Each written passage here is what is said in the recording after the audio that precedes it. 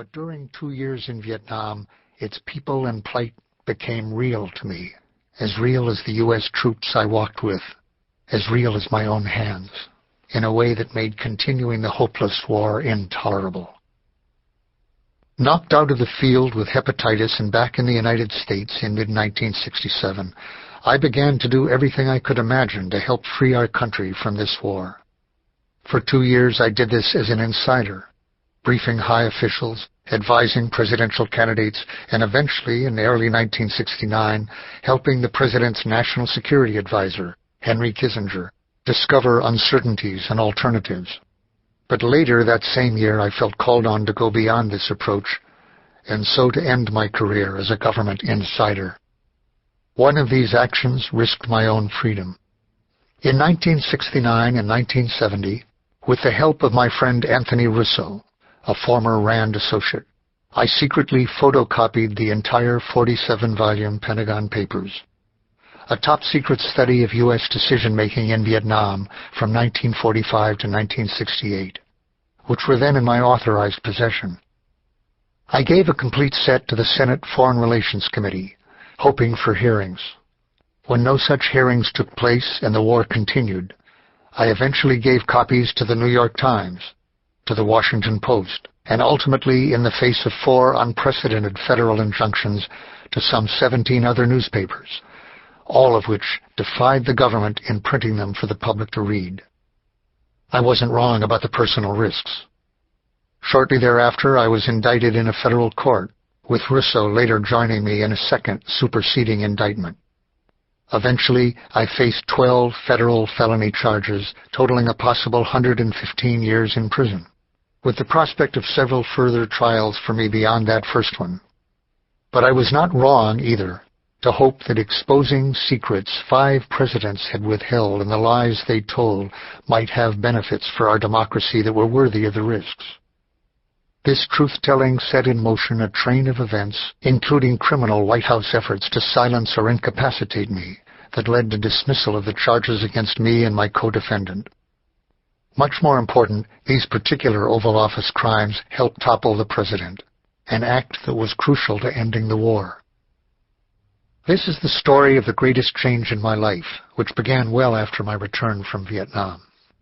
The disillusionment of the brief hopes that I experienced in Vietnam and the skepticism toward the war that I brought back in mid-1967 were not really new for me.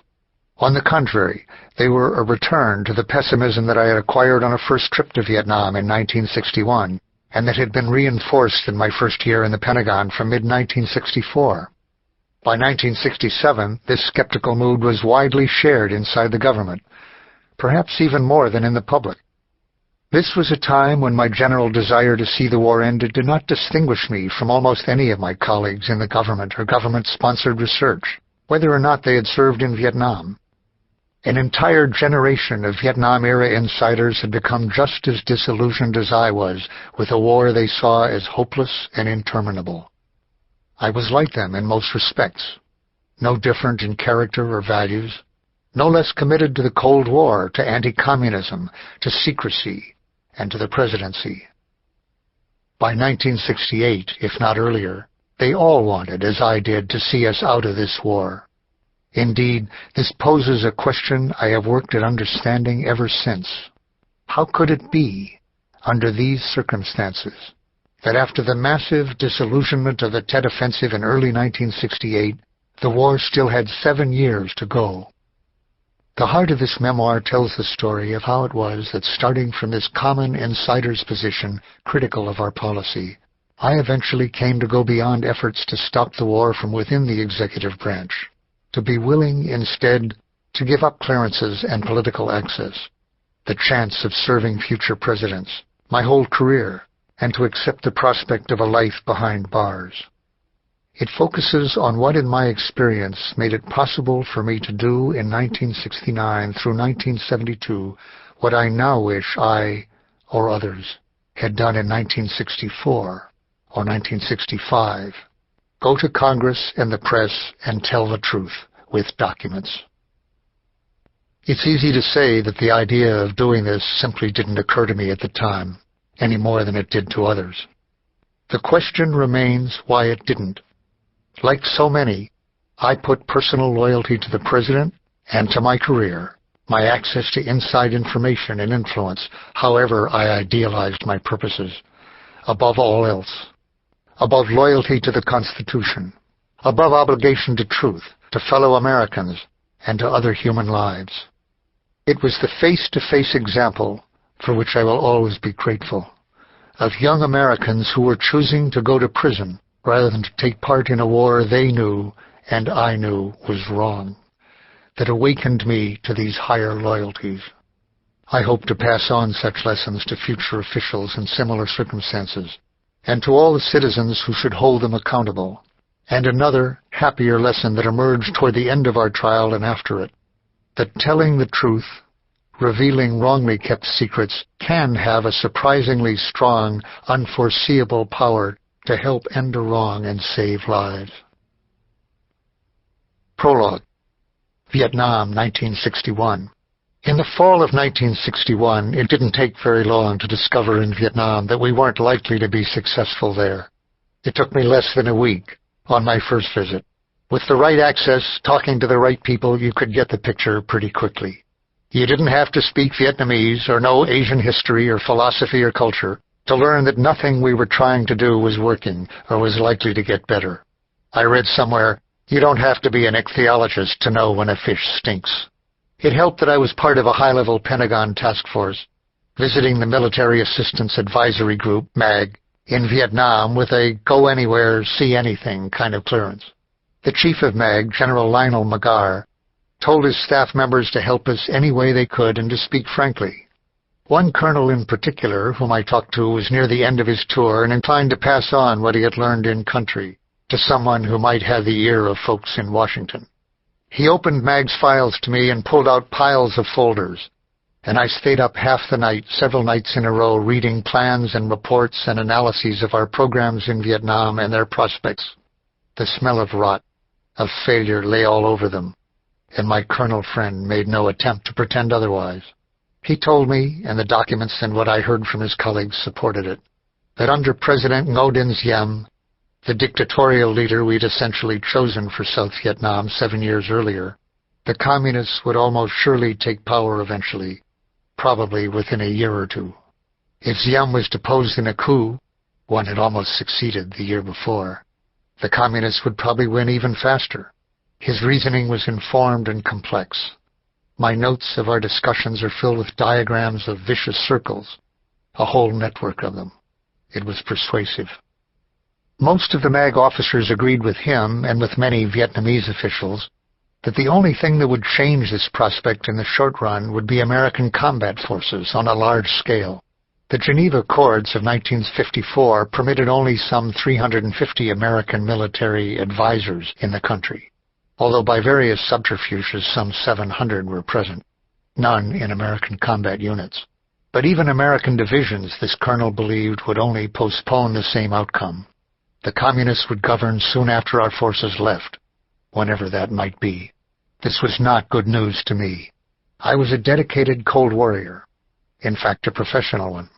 I had been anti-Soviet since the Czech coup and the Berlin blockade in 1948, my last year of high school, and the Korean War, while I was a student at Harvard a couple of years later.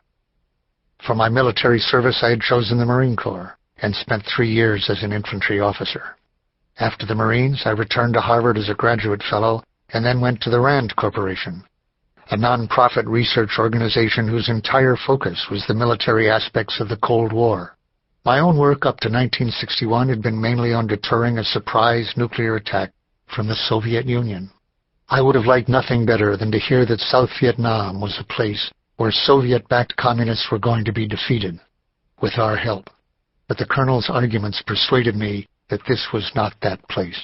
When I got back to RAND the next month, my informal message to my bosses was that they would be well advised to stay clear of Vietnam. Stay away from counterinsurgency research, in Vietnam at least. We were on a losing course there, I said. It was very unlikely to be changed, and all associated with it would only be frustrated and tarred by failure. They would suffer the fate of those who had worked on the Bay of Pigs just a few months earlier. I privately decided to have nothing to do with it. But the Kennedy administration didn't have that luxury in the short run. Just weeks after I returned from Vietnam, a White House team under two top presidential advisors, General Maxwell Taylor and Walt W. Rostow, headed out to Saigon to assess the situation for the president.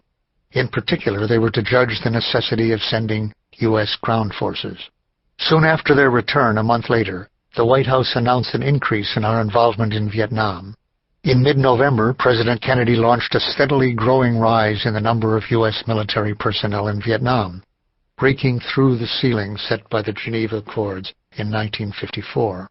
He doubled the number of military advisors in the last 2 months of 1961 and accompanied them with support units for the Vietnamese armed forces, helicopter companies, and specialists in communications, transportation, logistics, and intelligence.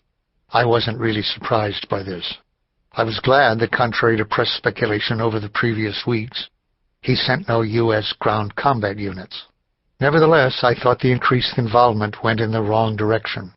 U.S. presence had increased to 12,000 advisors by the time President Kennedy died in 1963, and some U.S. support was being supplied covertly, but still no ground combat units. It was what I had feared was likely to happen. That was why I'd made a conscious decision not to be part of it. I kept that resolution for the next 3 years. The Tonkin Gulf, August 1964. On Tuesday morning, August 4th, 1964, my first full day on my new job in the Pentagon, a courier came into the outer office with an urgent cable for my boss. He'd been running. The secretaries told him Assistant Secretary John McNaughton was out of the office.